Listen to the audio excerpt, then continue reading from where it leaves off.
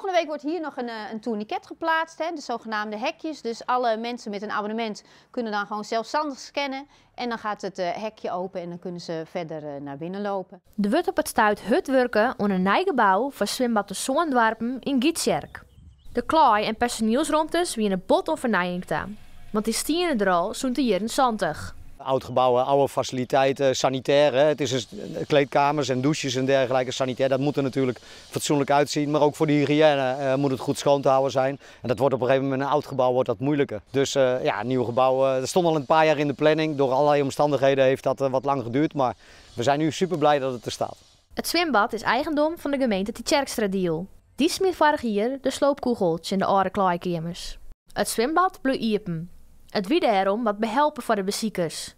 1,5 jaar geleden hebben we afgelopen seizoen een grote tent op de Zonneweide gehad.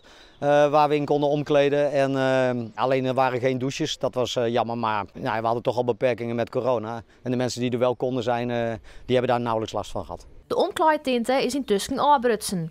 De bezoekers kunnen aanstelonen in nagelnaaie klaairomtes en ze kunnen douchen. Daarnaast komen we in de eerste grote kleedruimte.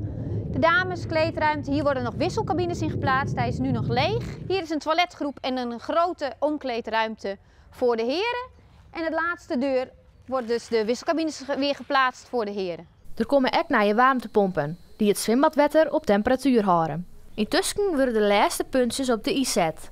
Het is nog wel even om een poortje, want het zwembad gaat door oral wieken al iepen. We hopen echt wel weer op minstens 50.000 bezoekers dit jaar, als we tenminste een mooie zomer krijgen. Het is nu een kwestie van afwerken, nog wat bankjes plaatsen, er wordt nog getegeld.